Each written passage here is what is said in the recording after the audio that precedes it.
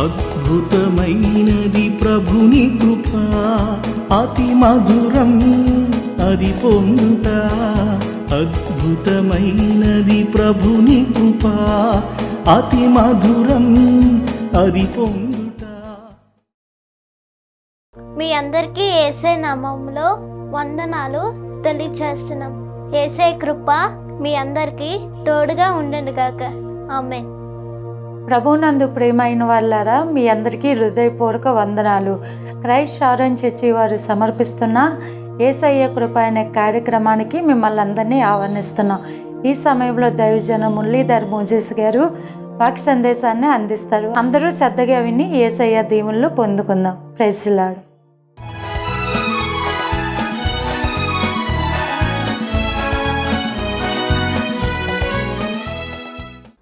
Praise the lord. ప్రభు అయిన యేసు క్రీస్తు పరిశుద్ధ నామమున యేసయ్య కృపా కార్యక్రమాన్ని వీక్షిస్తున్న నా ప్రియ సహోదరి సహోదరులారా, మీరందరూ బాగున్నారా? మీరందరూ బాగున్నారని ప్రభుని స్తుతిస్తూ ఉన్నాను. మీరిస్తున్న సాక్ష్యాలు బట్టి, ప్రభు మీ జీవితంలో చేస్తున్న మేలులు బట్టి దేవాది దేవునికి మహిమ కలుగునుగాక. ఈరోజు మన ధ్యానాంశముగా ఎవరు చెప్పినా వినండి, దేవుడు చెప్పిందే చేయండి. యోహాను సువార్త 2వ అధ్యాయం 5వ మాటను మనం చదువుకుందాం. ఆయన తల్లి పరిచారకులను చూచి ఆయన మీతో చెప్పినది చేయుడనెను. అనారోగ్యము, ఒంటరితనం, నిరాశ, నిస్పృహ ఇవన్నీ మిమ్మల్ని ఆవరించి కరుంగదీసినప్పటికి కూడా ఆయా పరిస్థితుల నుండి, ఆయా స్థితిగతుల నుండి, ఆయా బలహీనతల నుంచి దేవుడు మిమ్మల్ని బయటకు తీసుకురావడమే కాకుండా తన తోడు, తన నీడ, తన సమృద్ధి, తన సమాధానము దేవుడు మీకు ఇవ్వబోతూ ఉన్నారు. చాలాసార్లు మన జీవితాల్లో మనం కోరిన విధంగా జరగకపోయేసరికి మనం అనేక సార్లు బలహీనం అయిపోతూ ఉంటాం, శక్తిహీనం అయిపోతూ ఉంటాం, నలిగిపోతూ ఉంటాం, గాబరా పడుతూ ఉంటాం. అటువంటి సందర్భములో ఆటంకాలు, అవరోధాలు ఎదురైనప్పటికి కూడా దేవుని మీద నిండు విశ్వాసం ఉంచినప్పుడు, దేవుడి మీద నమ్మకం ఉంచినప్పుడు ఆ ఆటంకాలు, అవరోధాలను దేవుడు తొలగించి మనకు సహాయం చేస్తారు. ఎందుకంటే ఒక దారి మూసుకుపోతే 10 దారులు దేవుడు మన కొరకు తెరిచి ఉంచుతారు. అది నమ్మండి, విశ్వసించండి. దేవుడు మీ జీవితంలో తన బలమైనటువంటి గొప్ప మహిమ కలిగినటువంటి మార్గమును ఆయన చూపిస్తారు. ఒక కుటుంబ సాక్ష్యాన్ని మీకు తెలియజేస్తూ ఉన్నాను.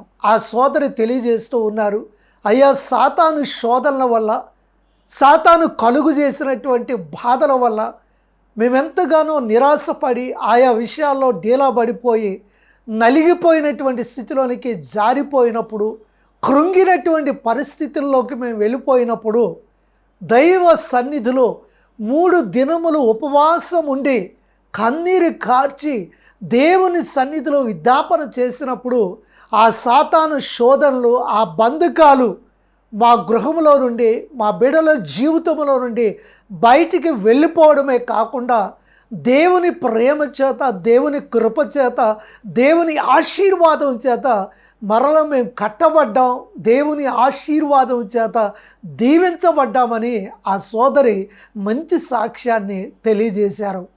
ప్రియ దేవుని బిడ్డలారా, మీకు ఎటువంటి సమస్య వచ్చినా, శోధన వచ్చినా దేవుని వైపు చూడండి, ప్రార్థన చేయండి, దేవుని వాక్యాన్ని చదవండి, దేవుని మీద ఆధారపడండి. దేవుడు తగినటువంటి సమాధానాన్ని ప్రభువు మీకు దయచేస్తారు. చాలామంది చిన్న చిన్న విషయాలకు గొడవ పడుతూ ఉంటారు, అరచి గోల చేస్తూ ఉంటారు, ఒకలాంటి బలహీన సందర్భంలోనికి జారిపోయి నలిగిపోతూ ఉంటారు. ఇవన్నీ ఎందుకు ఇట్లా జరుగుతున్నాయంటే కేవలం అపవాదిగాడు అనగా సాతాను వేసే బాణాల వల్ల అటువంటి నిరాశ నిస్పృహలోకి జారిపోతూ ఉంటారు. ఏ సమయంలోనైనా అటువంటి వారు గొనుగుతూ సనుగుతూ మాట్లాడుతున్నప్పుడు వారు ప్రవర్తించినటువంటి తీరు అది సాతాను ప్రభావమే తప్ప ఇంకొకటి ఎంత మాత్రం కూడా కాదు.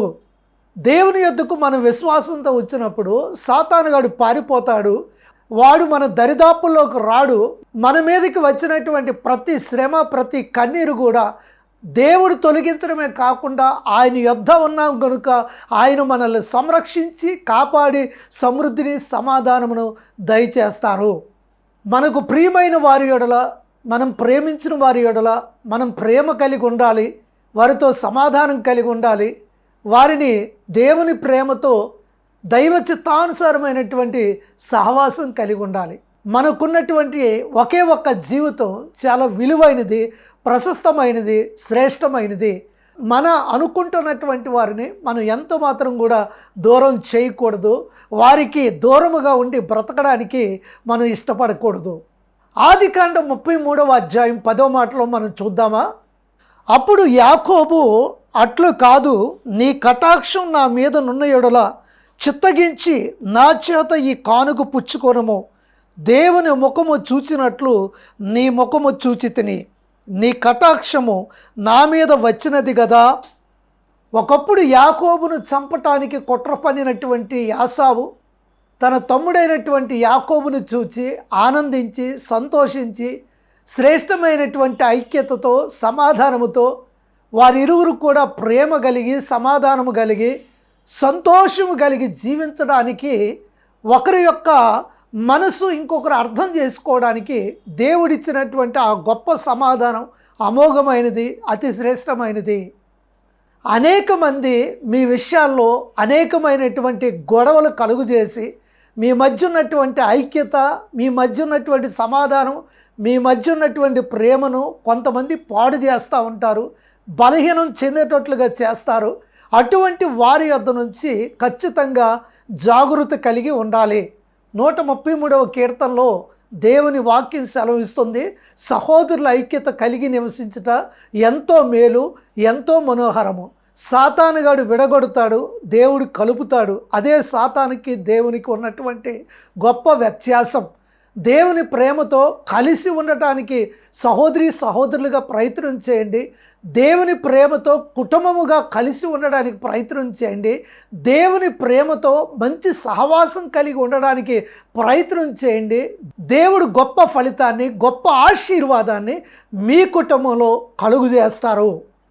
ఒక సహోదరుడి మధ్యకాలంలో అతడు దేవుని వాక్యాన్ని వీక్షించి విని ఆయన చెప్తా ఉన్నాడు, అన్న అన్నీ కూడా నా ఇష్ట ప్రకారమే జరగాలి, ఎవరి సలహా ఎవరి ఆలోచన నాకు నచ్చేది కాదు, నా ఇష్టానుసారంగా జీవిస్తూ ఉన్నాను, నా ఇష్టానుసారంగా బ్రతుకుతూ ఉన్నాను. ఒక చిన్న చిరు వ్యాపారం ప్రారంభించాను, ఆ వ్యాపారం అభివృద్ధి చెందుతూ ఉండగా, ఆశీర్వదించబడతా ఉండగా కొంతమంది స్నేహితులతో నాకు సహవాసం కుదిరింది. నా ప్రణాళికలు, నా ఉద్దేశాలు అన్నీ కూడా పక్కన పెట్టి ఆ స్నేహితులతో తిరిగి చెడ్డ ప్రవర్తన అలవాటు చేసుకొని అనేక సార్లు దేవుని మాట ధిక్కరించి నేను దిగజారిపోయాను. నాతో వ్యాపారం చేసిన వారు మంచి లాభాలు పొందుకొనేసి నన్ను విడిచిపెట్టేసి ఎక్కడికి వెళ్ళిపోయారో నాకు తెలియదు. నేను నిరాశ నిస్పృహలోకి కృంగిపోయాను. ఒక వారం మీరు వాక్యం చెప్తున్నప్పుడు దేవుడు సూటిగా తేటగా నాతోనే మాట్లాడాడు.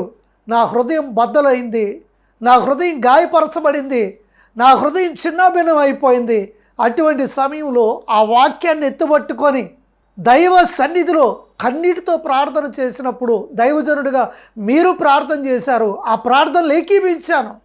దేవుడు నా నిరాశ నిస్పృహ తొలగించాడు, దేవుడు నన్ను ఆశీర్వదించాడు. ఇప్పుడు క్రమశిక్షణతో దేవుని యందు భయభక్తులు కలిగి విశ్వాసములోను, ప్రార్థనలోను, నమ్మకములోను దైవికంగా దేవుని నాకు కలిగిన వాటిని దేవునికి ఇస్తూ, నమ్మకంగా దేవుని సేవను బలపరుస్తూ, విశ్వాసంతో నా పనిని మరలా ప్రారంభించాను. నా వ్యాపారాన్ని దేవుడు ఆశీర్వదించాడు, దీవించాడు, నన్ను సమృద్ధిగా ముందుకు నడిపిస్తూ ఉన్నాడని ఆ సోదరుడు తెలియజేశాడు. నా ప్రియ దేవుని బిడ్డలారా, దేవునితో కలిసి నడవండి, మీ పని ప్రారంభించండి. దేవుడు గొప్ప ఫలితాన్ని ప్రభువు మీకు ఇస్తాడు. ఏ ఒక్కరి కోసం అవకాశాలు అనేటువంటివి ఆగవు, కానీ వచ్చినటువంటి అవకాశాలను అందిపుచ్చుకొని దైవ చిత్తానుసారమైనటువంటి పనిని మీరు ప్రారంభిస్తే ఆ పనిలో నూరంతల ఫలము, నూరంతల ఆశీర్వాదం, నూరంతల దీవెన దేవుని యొద్ద నుండి మీరు పొందుతారు. మనం దేవునికి లోబడి ఉంటే రెట్టింపు ఆశీర్వాదం, రెట్టింపు దీవెన, రెట్టింపు సమృద్ధి పొందడమే కాకుండా దేవుని చేత మనం భద్రపరచబడతాం, దేవుని చేత సంరక్షించబడతా ఉంటాం, దేవుని చేత మనం కాపాడబడతా ఉంటాం. బైబిల్లో ఒక సందర్భాన్ని మనం చూద్దామా? 2వ సమూయేలు గ్రంథం 8వ అధ్యాయం 14వ మాటను మనం చదువుకుందాం. దావీదు ఎక్కడికి పోయినను యెహోవా అతనిని కాపాడుచుండెను. తన తట్టు తిరిగినటువంటి వారందరినీ కూడా దేవుడు సంరక్షించడానికి, ప్రేమించడానికి, ఆదరించడానికి, బలపరచడానికి నమ్మదగిన వాడని దావీదు విశ్వసించి దేవుని మీద ఆధారపడ్డాడు. కాబట్టి దావీదు ఎక్కడికి వెళ్ళినా, ఏ పని చేసినా అక్కడ దేవుడు అతన్ని కాపాడి ఆశీర్వదించి దీవించి రెట్టింపు ఘనత ప్రభువు దయచేసి ఉన్నాడు. మంచి నాయకుడిగా, రాజుగా అభిషేకింపబడి దేవుని చేత ఘనత పొంది అనేక విషయాల్లో ఖ్యాతిని అర్జించినటువంటి వాడు దావీదు. నా ప్రియ సహోదరి సహోదరులారా, బలము, అధికారం, హోదా ఇవన్నీ చూచి ఎదగాలని ఆశిస్తూ ఉంటారు, సహజమే. కానీ ఇవన్నిటికంటే చాలా ముఖ్యమైనది, శ్రేష్టమైనది ఎదగాలన్నా, ఆశీర్వదించబడాలన్నా, దీవించబడాలన్నా, గొప్ప స్థానంలోనికి వెళ్ళాలన్నా దేవుని చిత్తము, దేవుని కృప, దేవునితో సహవాసం లేకపోతే ఇవేవి కూడా మన వ్యక్తిగత జీవితాల్లో సాధ్యం కాదు. ఎందుకంటే దేవుడు నీతి న్యాయములను ప్రేమించేవాడు కనుక అతని మీద ఆధారపడినటువంటి వారందరికీ కూడా మంచి ఖ్యాతిని, మంచి ఘనతను కలుగుజేసి వారిని నిరంతరం కూడా ఆశీర్వదించడానికి, దీవించడానికి దేవుడు ఇష్టపడుతూనే ఉంటారు. మన విషయంలో ఓ వ్యక్తి అన్నాడు, నాపై వచ్చే విమర్శలను నేను చదవటం ప్రారంభిస్తే ఇక ఏ పని కూడా చేయలేనని.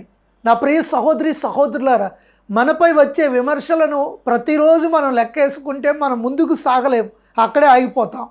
ఎవరు అనినా, ఎవరు బలహీనం చేసినా, ఎవరు కృంగదీసినా నీపై వచ్చే విమర్శలను నువ్వు అంతటితో వదిలి నువ్వు ముందుకు సాగితేనే గొప్ప ఆశీర్వాదం, గొప్ప దీవెన దేవుని ద్వారా పొందుతావు. ఒక సోదరి యొక్క అనుభవం తన స్నేహితురాలతో చెప్పిందట, నా భర్త ఉద్యోగం పోయిందని. వెంటనే ఆ స్నేహితురాలు అన్నదంట, ఉద్యోగం పోయినటువంటి వాళ్ళు చాలామంది ఉన్నారులే అనేసి. ఎంత నిరాశపూరితమైనటువంటి మాట, ఎంత బలహీన సంబంధమైనటువంటి మాట. ఆ సోదరి తన స్నేహితురాలు కదని చెప్పి తన భర్త విషయం ప్రేమతో చెప్పితే ఇంకా నిరాశలో, నిస్పృహలో కూరుకుపోయినట్టుగా ఇలా చాలామంది ఉన్నారని చెప్పి నిరాశపూరితమైనటువంటి మాటలతో ఇంకా సోదరిని కృంగదీసింది. వారిని వారే గొప్ప వ్యక్తులమని భావించుకున్నటువంటి వారు ఇతరులకి ఎప్పుడు కూడా విలువివ్వరు. అటువంటి వారికి మీరు చెప్పవలసిన పని లేదు, వారి చెవిలో మీరు ఓదవలసిన పని లేదు. చెప్పేవారికే చెప్పండి, ప్రార్థన చేసిన వారికి తెలియజేయండి. మీ పక్షాన దేవుని సన్నిధిలో ఆ సమస్యల కొరకు విజ్ఞాపన చేయటానికి ఒక అవకాశాన్ని మీరు ఇచ్చిన వారు అవుతారు. నిజమైనటువంటి ప్రేమ కలిగినటువంటి వ్యక్తులు ఎవరు ఏదైనా సమస్య చెప్పినప్పుడు వారు తమ సమస్యగా భావించుకొని వారి నిమిత్తమై ప్రార్థనా పరులు దేవుని సన్నిధిలో విజ్ఞాపన చేస్తారు, కన్నీరు కారుస్తారు, దేవుని పాదాలు పట్టుకొని ప్రభువా వారి యొక్క సమస్య నుంచి విడిపించి సమాధానం దయచేయని ఆ జవాబు వచ్చినంత వరకు కూడా దేవుని సన్నిధిలో కనిపెడతారు. ఇర్మియా గ్రంథం 1:19 దేవుని వాక్యం సెలవిస్తూ ఉంది, వారు నీతో యుద్ధము చేతురు కానీ నిన్ను విడిపించుటకు నేను నీకు తోడై ఉన్నందున వారు నీ పైన విజయము పొందజాలరు. ఇదే యెహోవా వాక్కు. కష్టం, బాధ, కన్నీరు, దుఃఖం పడిన వాళ్ళకి తెలుస్తుంది కానీ పడేసిన వాళ్ళకి ఎప్పుడు కూడా తెలియదండి కదండి, నిజమే కదా?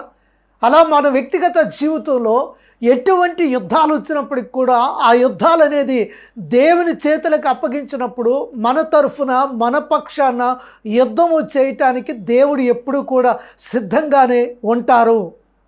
కీర్తన 121:3 ఆయన నీ పాదం తొట్టెలనీయుడు, నిన్ను కాపాడువాడు, కొనుకుడు నిద్రపోడని దేవుని వాక్యం సెలవిస్తూ ఉంది. అనేకులు సుడిగుండం లాంటి సమస్యలతో, బాధలతో నలిగిపోతూ, వేదన పడుతూ, నిరాశ నిస్పృహలోకి జారిపోతూ, సాతాను శక్తుల ప్రభావంతో కృంగిపోతూ ఎంతో వేదన చెందుతూ ఉన్నారు. నా ప్రియ సహోదరి సహోదరులారా, మీ వ్యక్తిగత జీవితంలో, మీ కుటుంబ జీవితంలో యేసు క్రీస్తు ప్రభువుతో సహవాసం కలిగి ఉంటే మీకు సమాధానం, సంతోషం, ఆనందం ప్రభు అయిన యేసుక్రీస్తు సమృద్ధిగా అనుగ్రహిస్తారు. యేసుక్రీస్తుతో ఉన్నటువంటి ఆ మంచి సంబంధము, సహవాసము సాతాను శక్తులను ఎదిరించడమే కాకుండా ఆ సాతాను శక్తులను దేవుడు అణగద్రొక్కించి మీకు గొప్ప జయ జీవితాన్ని ప్రభు అనుగ్రహిస్తారు. యోహాను సువార్త 8వ అధ్యాయం 9 నుండి 10 వచనాలు మనం చూస్తే, పెద్దవారు మొదలుకొని చిన్నవారి వరకు ఒకడి వెంట ఒకడు బయటికి వెళ్ళిరి. యేసు ఒక్కడే మిగిలెను. ఆ స్త్రీ మధ్యను నిలబడి ఉండెను. యేసు తల ఎత్తి చూచి, అమ్మా, వారెక్కడున్నారు? ఎవరును నీకు శిక్ష విధింపలేదా అని అడిగినప్పుడు ఆమె, లేదు ప్రభువా అనెను. అందుకు యేసు, నేనును నీకు శిక్ష విధింపను, నీవు వెళ్ళి ఇక పాపము చేయకుమని ఆమెతో చెప్పెను. లోపము లేనటువంటి వారే ఇతరుల యొక్క లోపమును సరిదిద్దుటకు అర్హులు కదండి. ఒక వైద్యుడి దగ్గరికి రోగి వెళ్ళినప్పుడు ఆ వైద్యుడి యొక్క బలహీనతలను చూడడు కానీ ఆ యొక్క రోగిలో ఉన్న బలహీనతను అర్థం చేసుకొని ఆ యొక్క అనారోగ్యం దేనివల్ల వచ్చిందో దానికి తగినటువంటి వైద్యాన్ని చేసి ఆ రోగమును తగ్గించడానికి వైద్యుడు ప్రయత్నిస్తాడు. అతడు బాగుపడటానికి తగినటువంటి సహాయము అందిస్తాడు. యేసుక్రీస్తు ప్రభువు ఈ స్త్రీ ఎడల అనుసరించినటువంటి విధానం అమోఘమైనది, శ్రేష్టమైనది. ఆ స్త్రీ మరలా కూడా తన జీవితాన్ని కట్టుకోవడానికి, మరలా బాగుపడటానికి ఒక అవకాశాన్ని ఇచ్చి సమాజంలో ఒక మంచి విలువైనటువంటి స్త్రీగా, నమ్మకమైనటువంటి పాత్రగా బ్రతకడానికి యేసుక్రీస్తు ప్రభువు ఒక మంచి అవకాశాన్ని కలుగజేశారు. అక్కడ ఉన్నటువంటి అనేక మంది ఆమె పాడవ్వాలని చూశారు కానీ బాగుపడాలని ఎంత మాత్రం కూడా ఇష్టపడలేదు. యేసుక్రీస్తు ప్రభువు ఆమె దీనస్థితిని చూచి ఆమెను ప్రేమించి ఒక మంచి శ్రేష్టమైనటువంటి బ్రతికేటట్లుగా ఒక మంచి మార్గాన్ని కలుగు చేయటానికి ఒక మంచి అవకాశాన్ని ఆమెకు దయచేశారు. పొరపాట్లు చేసినప్పుడు వాటిని సరిదిద్దుకొని నమ్మకమైనటువంటి సాక్షులుగా బలమైనటువంటి జీవితాన్ని యేసుక్రీస్తు ప్రభు కొరకు జీవించినట్లయితే ఆయన అసత్యములో నుండి సత్యములోనికి, చీకట్లో నుండి వెలుగులోనికి మనల్ని నడిపించాడు గనుక ఒక మంచి సాక్ష్య జీవితాన్ని కలిగి ఉండేటట్లుగా దేవుడు అనుదినము అనుక్షణము తన కృప కటాక్షములను మనకు కలుగు చేస్తూనే ఉంటారు. జార్జి ముల్లర్ గారు అనేక వేల మంది అనాథులకు ఆయన సంరక్షకుడు. ఒకప్పుడు అతను యేసుక్రీస్తును తన సొంత రక్షకుడిగా అంగీకరించక ముందు ఒక త్రాగుబోతుగా, నేరస్తుడుగా, చెడు స్వభావంతో జీవిస్తున్నటువంటి సమయంలో ఒకానొక సందర్భంలో ఒక సువార్త సభ జరుగుతున్నప్పుడు ఆ సభలోనికి వెళ్ళి ఆయన కూర్చొని దేవుని వాక్యం చెప్పే దైవజనుడు చెప్పినటువంటి మాటలను విశ్వసించి, పరిశుద్ధాత్మ దేవ, నా జీవితాన్ని రగిలించు, కదిలించు, నా పాత రోత జీవితాన్ని తీసివేసి నూతనమైనటువంటి జీవితాన్ని నాకు దయచేయని మోకాళ్ళుని దేవుని సన్నిధిలో కన్నీటితో విజ్ఞాపన చేసినప్పుడు పరిశుద్ధాత్మ దేవుడు అతని హృదయ స్థితిని మార్చి అతని పాత రోత జీవితాన్ని తీసివేసి ఒక నూతనమైనటువంటి వ్యక్తిగా అతడు రూపాంతరము చెందినట్లుగా దేవుడు కృప చూపించారు. అతని యథార్థమైనటువంటి జీవితాన్ని దేవుడు ఇష్టపడి అంచులంచులుగా ముల్లర్ గారిని ఆశీర్వదించారు, దీవించారు. ప్రపంచంలో ఒక ప్రముఖ వ్యక్తిగా ఉండినట్లుగా దేవుడు అతన్ని బలపరిచారు. దేవుని వాగ్దానములు నమ్మదగినవి, శ్రేష్టమైనవి. సమయం వచ్చినప్పుడు సందర్భానుసారముగా తగినటువంటి సమయంలో ఆ వాగ్దానాలు తాను ప్రేమించిన వారి ఎడల ఆయన నెరవేరుస్తూ వారిని బలపరుస్తూ ముందుకు నడిపించినటువంటి వాడు మన ప్రభు అయినటువంటి యేసుక్రీస్తు. దేవుని సంకల్పములు ఉన్నతమైనవి, శ్రేష్టమైనవి. మనం ఏమై ఉండాలో, ఎలా జీవించాలో, ఎలా బ్రతకాలో, ఎటువంటి స్థానంలో మనం నిలబడాలో అవన్నీ కూడా దేవుడు నిర్ణయించి స్థిరపరిచి బలపరిచి ఉన్నాడు కనుక ఇక చింత, నిరాశ, నిస్పృహ అనేటువంటిది మన దరిదాపుల్లోకి ఎంత మాత్రం కూడా రాకూడదు. నేడు మీరు అనుభవించే నిందలు, అవమానాలు, కష్టం, కన్నీరు, బాధలు ఏవైనప్పటికి కూడా అవన్నీ పరీక్షని తలంచి మీరు ముందు కొనసాగండి. పరీక్ష తరువాత ఫలితం వచ్చినట్లుగా మీ విశ్వాస జీవితంలో దేవుడు గొప్ప విజయాన్ని, గొప్ప ఆశీర్వాదాన్ని, గొప్ప దీవెనని ఇవ్వటానికి సిద్ధంగా ఉన్నారు మీ ఎడల.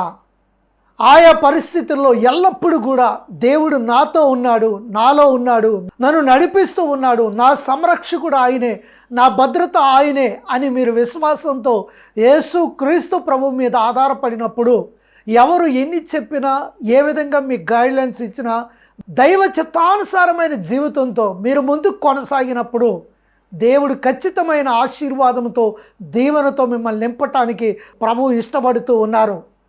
ఒక సోదరుడు అన్నాడు, నేను ఎవరి మాట వినలేదు కనుక బాగుపడలేదని. అదే సోదరుడు మరలా అంటూ ఉన్నాడు, నేను అందరి మాట విన్నాను కనుక చెడిపోయానని. అయితే మనం ఎవరి మాట వినాలండి? వాళ్ళు వీళ్ళు చెప్పినటువంటి మాటలు కాదు, దేవుడు చెప్పినది మనం విని దైవ చిత్తానుసారముగా ముందుకు సాగినప్పుడు సమృద్ధికరమైన సమాధానం, ఆశీర్వాదం దేవుడు మీకు ఇవ్వటానికి ఎప్పుడూ కూడా ఆయన ఇష్టపడతారు. పరిశుద్ధాత్మ దేవుడు ఈరోజు నీతో ఆయన మాట్లాడుతూ ఉన్నాడు. ఎవరు చెప్పినవో విని మీరు బలహీనపడవద్దు. దేవుడు చెప్పినట్లే చేయండి. మీ జీవితంలో సమృద్ధి, సమాధానం ఈ దినం నుండి కలుగుతుంది. ఆమేన్.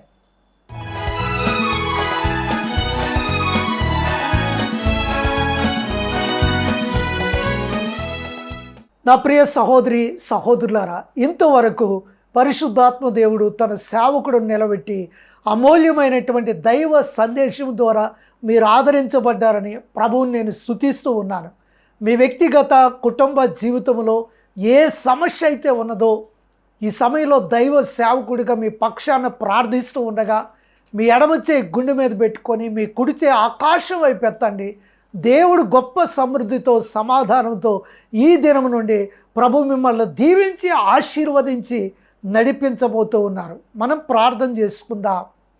పరిశుద్ధుడైన తండ్రి, ప్రేమ కలిగిన ప్రభువా, కృప కలిగిన మా రక్షక, ఇంతవరకు ఈ వాక్యాన్ని విని ప్రార్థనలో ఏకీభవిస్తున్న ఈ ప్రియబిడ్డలందరి విషయమై ప్రార్థన చేస్తూ ఉన్నాను.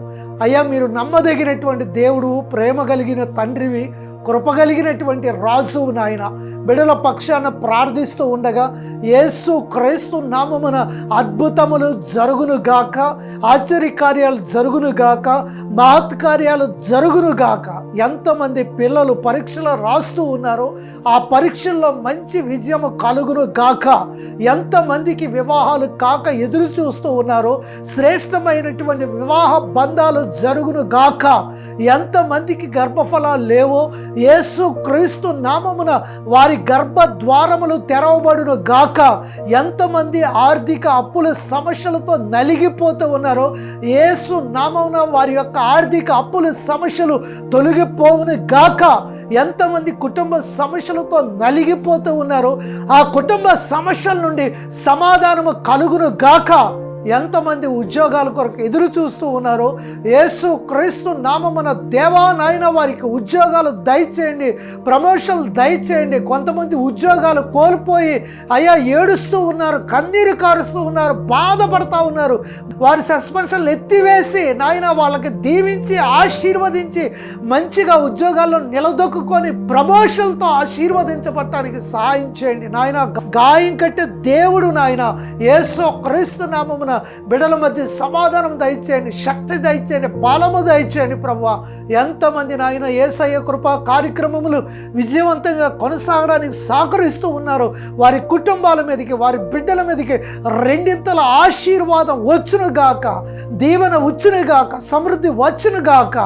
వ్యాపారాలు చేస్తున్న బిడ్డలకు సమృద్ధి కలుగునుగాక, సమాధానము కలుగునుగాక. నా పరమ తండ్రి, నా ప్రార్థన విని మీరు సమాధానం దయచేయమని యేసు పరిశుద్ధ నామమున ప్రార్థన చేసి వేడుకొనిచున్నాను తండ్రి. ఆమేన్, ఆమేన్. నా ప్రియ సహోదరి సహోదరులారా, మన ప్రార్థన మన ప్రభువైన యేసు క్రీస్తు వారు విని ఉన్నారు. ఖచ్చితమైన సమాధానం, సమృద్ధి, ఆశీర్వాదం ప్రభు మీకు ఇవ్వబోతూ ఉన్నారు. యేసయ్య కృపా కార్యక్రమాలు ఎంత విజయవంతంగా జరుగుతున్నాయంటే కేవలం మీ ప్రార్థన, మీ సహకారమే. ఈ కార్యక్రమాలు ఇంకనూ విజయవంతంగా ముందుకు కొనసాగేటట్లుగా దేవుని పరిచర్యలో మన వంతుగా దేవుని సేవలో పాలిభాగస్తులుగా ఉందాం. మనందరము కలిసి దేవుని ప్రేమను, దేవుని సువార్తను నశించిపోతున్న అనేక మంది వ్యక్తులకు అందజేద్దాం. యుద్ధానికి వెళ్ళిన వానికి ఎంత జీతమో సామాను యుద్ధ ఉన్న వానికి కూడా అంతే జీతమని దేవుని వాక్యం సెలవిస్తూ ఉంది. దేవుని కార్యక్రమాలు ఘనముగా సాగేటట్లుగా బలపరచండి.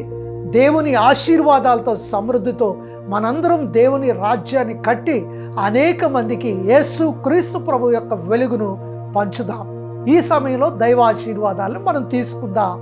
ఇప్పుడు మన తండ్రిని దేవుని ప్రేమ, ప్రభువైన యేసు క్రీస్తు కృప, పరిశుద్ధాత్మ అన్యోన్య సహవాసం సన్నిధి సదాకాలం మనకు తోడైండును గాక. Amen, amen. నా ప్రియ సహోదరి సహోదరులారా, ప్రభు చిత్తం అయితే మరలా ఇదే సమయాన్ని కలుసుకుందాం. అంతవరకు యేసయ్య కృప, యేసయ్య కనికరం మీతో వచ్చిన గాక. May God bless you.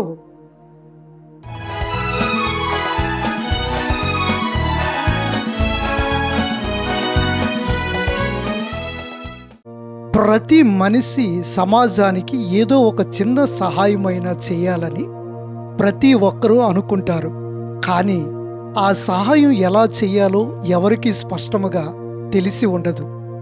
నేడుండి రేపు రాలిపోయే పువ్వు తానున్నంత కాలం సువాసన వెదజల్లుతూనే ఉంటుంది. మరి మన సంగతి ఏంటి? సాయం చేయడం అంటే మనకు తోచినప్పుడు తోచినంత సాయం చేయడం కాదు.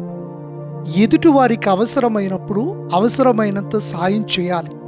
ఇటువంటి ఆశయంతో ప్రారంభమైనదే యాళ్ళ ఫౌండేషన్.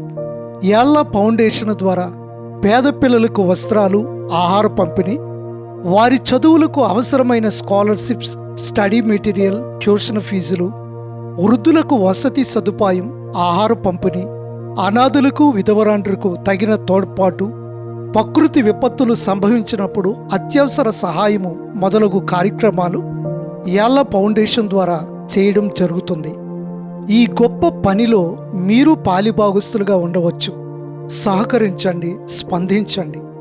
మీ కానుకలు, విరాళాలను యాళ్ళ ఫౌండేషన్ అనే అకౌంట్కు పంపించవచ్చు.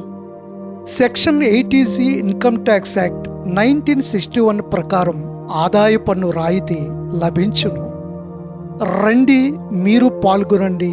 ఈ సాంఘిక సేవలో మీరు భాగస్వాములుగా ఉంటూ సమాజానికి మేలైనటువంటి పనులు చేద్దాం.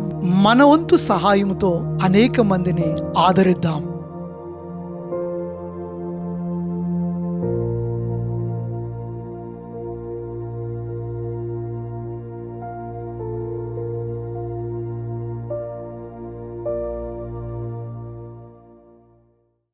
Our address: by Mullidhar Moses, Christ Shalom Church, near IFB Point, Ratnam Gardens, Visakhapatnam 2, Andhra Pradesh, India.